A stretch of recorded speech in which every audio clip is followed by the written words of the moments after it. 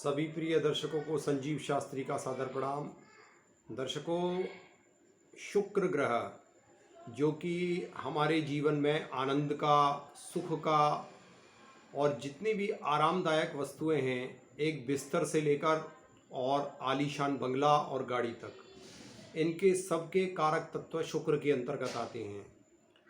और जिन जातकों की कुंडली में शुक्र पहले, चौथे, पाँचवें, नवें, 10वें एवं एकादश भाव में बैठेगा, इन सभी भावों में शुक्र बहुत ही शानदार रिजल्ट देता है। यदि आपकी जन्म कुंडली में भी शुक्र का जो प्लेसमेंट है वह अच्छा है, तो ऐसी कंडीशन में आपके गोचरवश जो ग्रह आते हैं उनका रिजल्ट भी आपको अच्छा ही मिलता है। पिछले एपिसोड में मैं दर्शकों को मेष राशि से लेकर कन्या राशि तक का आने वाले 18 अक्टूबर से लेकर जो 11 नवंबर तक का शुक्र का गोचर है उसके विषय में आप सभी दर्शकों के समक्ष मैंने प्रस्तुत किया है। आज का जो मेरा एपिसोड है इसमें मैं तुला राशि से लेकर और मीन राशि तक का शुक्र का गोचर सभी राशियों के लिए कैसा रहेगा इसके विषय में आपको अवगत कराने जा रहा हूं। और जो भी आपकी राशि है आप उसको, जैसे मान लीजिए आपकी वृश्चिक राशि है तो आप उसको चंद्र गोचर से भी देखें और आप उसको लगन से भी देखें, दोनों से ही वह आपको प्रभावित करेगा। चलिए इसी क्रम में सबसे पहले तुला राशि पर चलते हैं। दर्शकों, तुला लग्न या तुला राशि वालों के लिए शुक्र पहले और 8वें भाव का अधिपति होकर अपनी मूल त्रिकोण राशि प्रथम भाव में ही गोचर करेगा। प्रथम भाव जो कि हमारे बॉडी स्ट्रक्चर, हमारी फेस रीडिंग और हमारे जितने प्रकार के हमारे स्वास्थ्य में ऊपर उतार चढ़ाव होते हैं उनका सबका पहला भाव होता है। और पहले भाव में शुक्र का गोचर आपको जो एक विशेष सुंदरता है वह प्रदान करेगा और आपका माइंड बहुत ही प्रसन्नचित मुद्रा में रहेगा।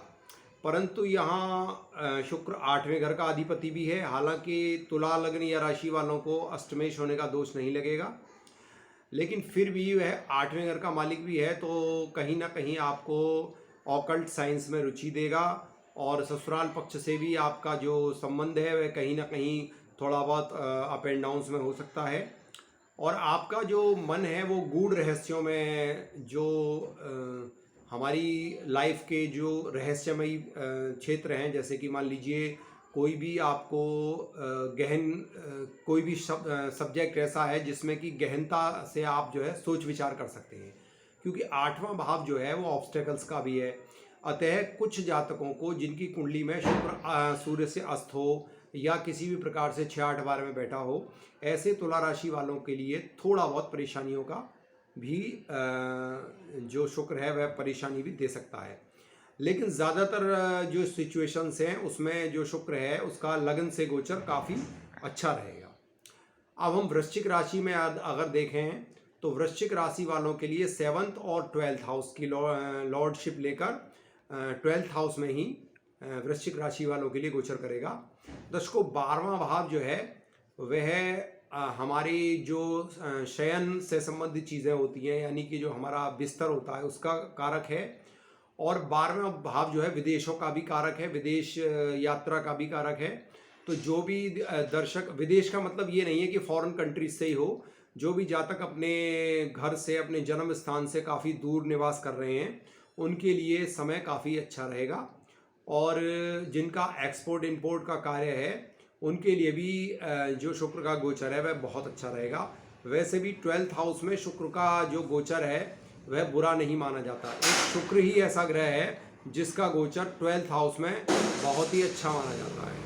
तो ऐसी कंडीशन में मैं ये कह सकता हूँ कि वृश्चिक राशि वालों के लिए शुक्र का गोचर ओवरऑल बहुत अच्छा जाएगा। अब हम इसी क्रम में तुला राशि और क्षमा चाहता हूँ, धनु राशि और धनु लगन वालों के लिए गोचर के विषय में देखते हैं कि उनका गोचर कैसा रहेगा।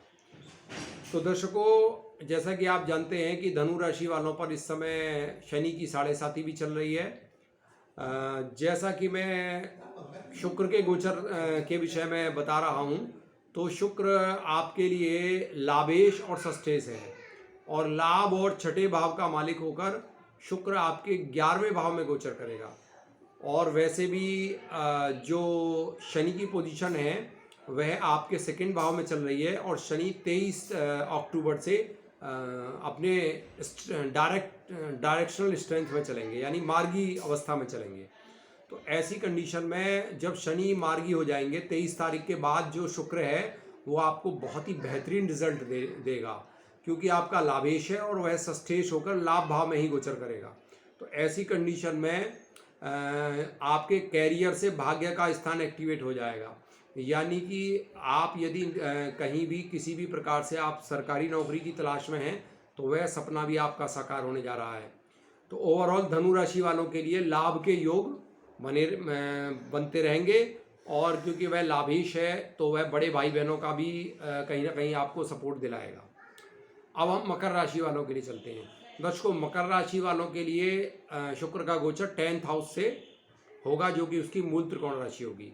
10वां भाव जो है आपके स्टेटस का है, 10वां भाव आपकी सरकारी नौकरी का भी है, 10वां भाव आपके पिता का भी है।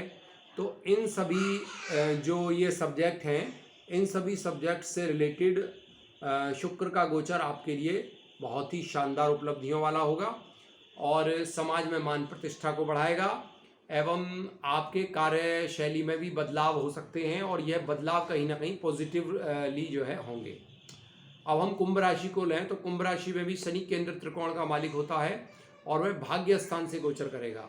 शुक्र जैसे सौम्य ग्रह का भाग्य स्थान से गोचर करना, यह भी कुंभ राशि वालों के लिए बहुत ही शानदार स्थिति में रहेगा।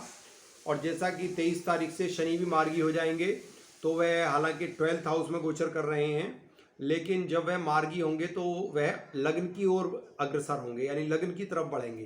तो ऐसी कंडीशन में मानसिक शांति का अनुभव होगा, और भाग्य वृद्धि का परिचायक शुक्र बनेगा ही। तो इस प्रकार से शुक्र का भाग्य स्थान में गोचर जो है वह पिता से लाभ कराएगा और भाग्य वृद्धि में सहायक होगा।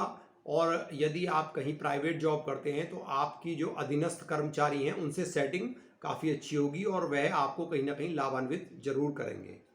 अब दर्शकों, हम मीन राशि या मीन लग्न वालों के लिए यदि शुक्र का गोचर देखें तो यहाँ थोड़ी सी दिक्कत हमें प्रत्यक्ष दिखाई देती है, क्योंकि मीन राशि या मीन लग्न वालों के लिए शुक्र अष्टमेश और तृतीयेश होकर प्रबल कारक होते हैं, और वह कहीं ना कहीं 8वें घर से गोचर करेंगे। तो मीन राशि वालों के लिए शुक्र का गोचर थोड़ा खराब ही कहा जाएगा। उनको कुछ जो पुराने रोग थे वह भी उभर सकते हैं, और किसी न किसी प्रकार से उनको ससुराल पक्ष से भी परेशानी हो सकती है। और 8वें भाव से जितनी भी संबंधित चीज़ें होती हैं, यानी कहीं व्यापार कर रहे हैं तो व्यापार में कठिनाइयाँ, नौकरी कर रहे हैं तो कहीं ना कहीं स्थान परिवर्तन, इस तरीके का योग बन सकता है। तो ऐसी कंडीशन में 5 सुहागन स्त्रियों की जो वस्तुएं होती हैं, जैसे परफ्यूम है, सफ़ेद रुमाल है, या क्रीम है, या पाउडर है, या परफ्यूम है, इस तरीके की 5 सुहाग की चीज़ें ले लें, और उनको सर से 8 बार उतार के गुरुवार के दिन अपने सिराने रखें, और शुक्रवार की सुबह दुर्गा जी के मंदिर में आप उसको रख कर आ जाएं। तो ऐसी कंडीशन में इस उपाय को करने से कहीं ना कहीं शुक्र मीन लग्न या राशि वालों के लिए भी शुभता के परिचायक बन सकते हैं। तो दर्शकों, यह था मेरा 12 राशियों में 6 राशियां जो बची थी उनका शुक्र के गोचर का फलादेश। बाद बाकी आने वाले समय में मैं आपको अन्य गोचर जो आएंगे उनके बारे में भी आपको अवगत कराता रहूँगा। सभी दर्शकों को दीपावली की हार्दिक शुभकामनाओं के साथ मैं अपने प्रोग्राम को यहीं विराम देना चाहूँगा। सभी दर्शकों को जय माता दी।